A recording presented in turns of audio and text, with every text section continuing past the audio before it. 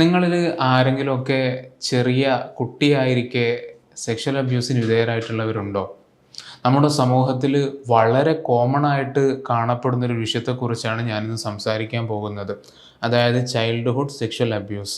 നമുക്കറിയാം, നമ്മളൊക്കെ ചെറുപ്പത്തിലായിരിക്കെ ഒരുപാട് രൂപത്തിലുള്ള പ്രശ്നങ്ങളൊക്കെ നമ്മൾ കണ്ടിട്ടുണ്ടാകും, നമ്മുടെ ഫ്രണ്ട്സിന് ഉണ്ടായിട്ടുണ്ടാകും. അതേപോലെ തന്നെ ഇപ്പോഴുള്ള കുട്ടികളെടുത്തും ഇത്തരത്തിലുള്ള കാര്യങ്ങളൊക്കെ വളരെ വ്യാപകമായിട്ട് നടക്കാറുണ്ട്. നമ്മളൊക്കെ നാടൻ ഭാഷയിൽ ഇത് ചെയ്യുന്ന ആളുകളെക്കുറിച്ച് പറയുക ഞരമ്പ് രോഗികൾ എന്നൊക്കെയാണ്. നമ്മൾ ബസ്സിൽ സഞ്ചരിക്കുന്ന സമയത്ത്, അല്ല ട്രെയിനിൽ പോകുന്ന സമയത്ത്, കല്യാണ വീട്ടിൽ, മരണ വീട്ടിൽ, അങ്ങനെ തുടങ്ങിയിട്ട് സ്കൂളിൽ, മതപാഠശാലകളിൽ, ഇങ്ങനെ എല്ലാ സ്ഥലത്തും ഉണ്ടാകും ഇങ്ങനെ ഈ ഒരു വൈകൃതമുള്ള ആളുകൾ. അവർക്ക് കുട്ടികളെന്ന് പറഞ്ഞാൽ കുട്ടികളോടായിരിക്കും അവർക്ക് ഏറ്റവും കൂടുതൽ അട്രാക്ഷൻ ഉണ്ടാകുക.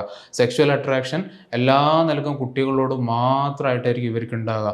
ഭാര്യ ഉണ്ടാവും, മക്കളുണ്ടാവും, വലിയ ആളായിട്ടുണ്ടാകും, താടിയും മീശയൊക്കെ നരച്ചിട്ടുള്ള ആളുകളുണ്ടാകും, അതല്ലാത്ത ആളുകളും ഉണ്ടാകും, യുവാക്കളൊക്കെ ഉണ്ടാകും. നമ്മളടുത്ത് വരുന്ന ക്ലയൻസിൽ നിന്ന് എടുത്താണ് നമുക്ക് കൂടുതലായിട്ടുള്ള അറിവുകൾ നമുക്ക് അവരുടെ നിന്നാണ് നമുക്ക് മനസ്സിലാകുക.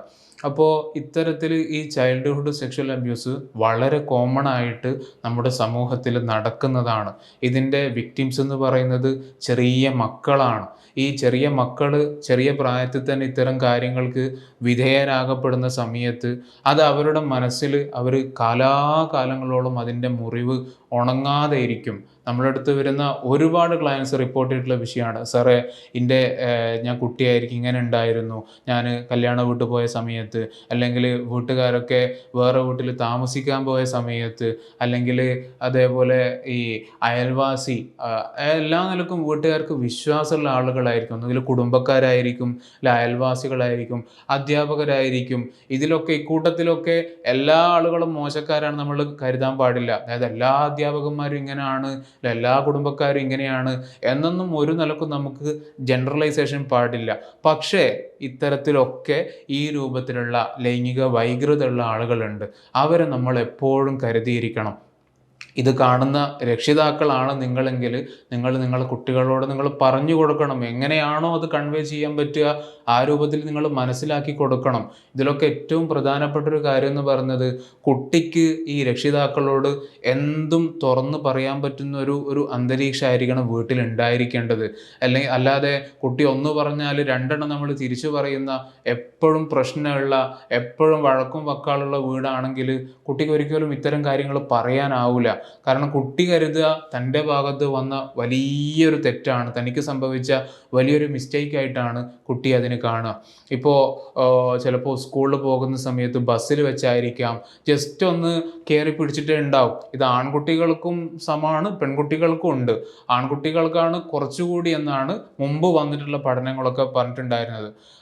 അപ്പോൾ ബസ്സിലൊക്കെ പോകുന്ന സമയത്ത് ചിലപ്പോൾ അടുത്തിരിക്കുന്ന ആളുടെ കൈ പലപ്പോഴും ഇയാളുടെ കാലിൻ്റെ ഭാഗത്തിലെ തൊടയുടെ ഭാഗത്തേക്ക് ഇങ്ങനെ പോകുന്നുണ്ടാവും. പക്ഷെ ഇങ്ങനെ ഒരൊറ്റ സന്ദർഭത്തിൽ കൂടി കടന്നുപോയ കുട്ടി, ആ കുട്ടിയുടെ മനസ്സിൽ ഭയങ്കരമായിട്ടുള്ളൊരു ഷോക്കായിരിക്കും അത് ഉണ്ടാകുക. അതെന്താണെന്ന് ആ കുട്ടിക്ക് മനസ്സിലാവുന്നതും കൂടി ഉണ്ടാവില്ല. എന്താണ് എൻ്റെ ഭാഗത്താണോ തെറ്റ്, അല്ലെങ്കിൽ അയാളുടെ ഭാഗത്താണോ തെറ്റ് എന്ന് പോലും കുട്ടിക്ക് മനസ്സിലാവില്ല. ആ ഒരു ഷോക്ക് അത് അവിടെ തന്നെ കുട്ടിയുടെ മനസ്സിലുണ്ടാകും. ഒരുപാട് കാലം കഴിഞ്ഞ് ഇതിനെക്കുറിച്ചൊക്കെ മനസ്സിലാക്കുമ്പോഴാണ് എൻ്റെ ഭാഗത്തായിരുന്നില്ല, അയാൾ ഒരിക്കലും ചെയ്യാൻ പാടില്ലാത്തൊരു കാര്യമാണ് അയാൾ ചെയ്തത് എന്നുള്ള നിലക്ക് എത്തുക. ഇതിൻ്റെ മുമ്പ് എൻ്റെ അടുത്ത് വന്നൊരു ക്ലയൻ്റ് ഉണ്ടായിരുന്നു. ആ ക്ലയൻറ്റിനെ വേറെ വലിയൊരു പ്രശ്നവും പറഞ്ഞിട്ടാണ് വീട്ടുകാരൊക്കെ എൻ്റെ അടുത്ത് കൊണ്ടുവന്നാക്കിയത്. അതായത് ക്ലെപ്റ്റോമേനിയ എന്നൊക്കെ പറയും. അതായത് എന്തെങ്കിലും കാര്യങ്ങളൊക്കെ എവിടെ പോയാലും എന്തെങ്കിലുമൊക്കെ മോഷ്ടിക്കുക എന്നൊക്കെയുള്ള രൂപമായിരുന്നു ഈ വീട്ടുകാർ പറഞ്ഞിട്ടുണ്ടായിരുന്നത്. പക്ഷേ നമ്മൾ സംസാരിക്കുന്ന സമയത്താണ് വന്ന് കുറേ സമയം ആ ക്ലയൻറ്റ് ഒന്നും മിണ്ടിയിട്ടുണ്ടായിരുന്നില്ല.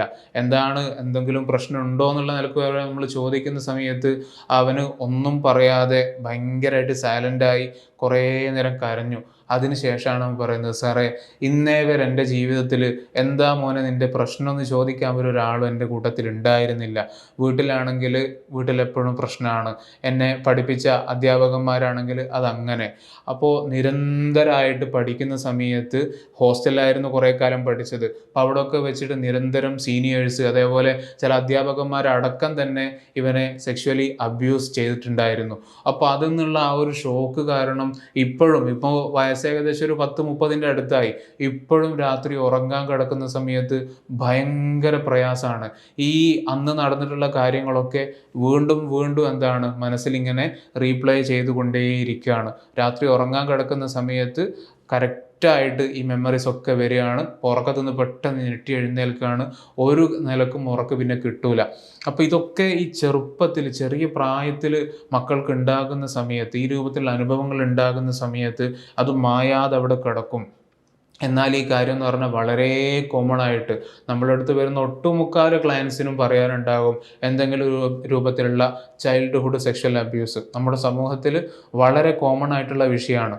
അപ്പോൾ ഇത് ഞാൻ വിഷയങ്ങൾ പറയുന്നത് രക്ഷിതാക്കളോടാണ്. ഒന്നാമതായിട്ട് നിങ്ങളെ മക്കളുടെ വിഷയത്തിൽ കനത്ത ജാഗ്രത ഉണ്ടായിരിക്കണം എന്ന് കരുതിയിട്ട് എല്ലാവരെയും നമ്മൾ സംശയത്തിൻ്റെ കണ്ണിൽ നോക്കുക എന്നുള്ളതല്ല, മറിച്ച് അവിടെ എല്ലാവരെയും നമ്മൾ അങ്ങനെ കണ്ണടിച്ച് വിശ്വസിക്കാൻ പറ്റില്ല.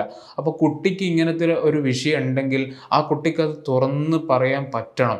ആ ഒരു അവസ്ഥ നമ്മൾ വീട്ടിൽ ക്രിയേറ്റ് ചെയ്യണം എന്നുള്ളതാണ് ഇതിൽ ഏറ്റവും പ്രധാനപ്പെട്ട കാര്യം. അപ്പോൾ കുട്ടി മനസ്സിലാക്കണം, ഇതെൻ്റെ അച്ഛനോട് അല്ലെങ്കിൽ ഉപ്പയോട് ഉമ്മയോടോ പറഞ്ഞാൽ ഈ വിഷയം അവർക്ക് മനസ്സിലാകും, ഇതിനെന്തെങ്കിലും ഒരു പ്രതിവിധി അവരുടെ അടുത്ത് ഉണ്ടാകും എന്നുള്ളൊരു ധാരണ കുട്ടിക്ക് നമ്മൾ ഉണ്ടാക്കിയെടുക്കണം. അതേപോലെ കുട്ടിക്ക് ഈ വിഷയത്തെക്കുറിച്ചൊക്കെ ഒരു അവയർനെസ്, നീ വിചാരിക്കുന്ന പോലെയല്ല, സമൂഹത്തിൽ നല്ല ആളുകളുണ്ട്, ചീത്ത ആളുകളുണ്ട്. നമ്മൾ സമൂഹത്തെക്കുറിച്ച് മോശമായിട്ടുള്ളൊരു ധാരണ ക്രിയേറ്റ് ചെയ്യാനല്ല എന്ന് കരുതിയിട്ട് ഭയങ്കര നിഷ്കളങ്കരായിരുന്നാൽ നമ്മൾ ഉപയോഗപ്പെടുത്താൻ ഇഷ്ടം പോലെ ആളുകളും ഉണ്ടാവും. അപ്പോൾ ഇതൊക്കെ നമ്മൾ കുട്ടിക്ക് ചെറുതായിട്ട് ഓരോ സന്ദർഭം അനുസരിച്ച് സിറ്റുവേഷനൊക്കെ പോലെ നമ്മൾ പറഞ്ഞു കൊടുക്കേണ്ട കാര്യങ്ങളാണ്. കാരണം അവർ തീർച്ചയായിട്ടും ഇത്തരം ആളുകളുടെ മുമ്പ് കൂടി അവർ നിരന്തരം കടന്നു പോകുന്നുണ്ടാവും.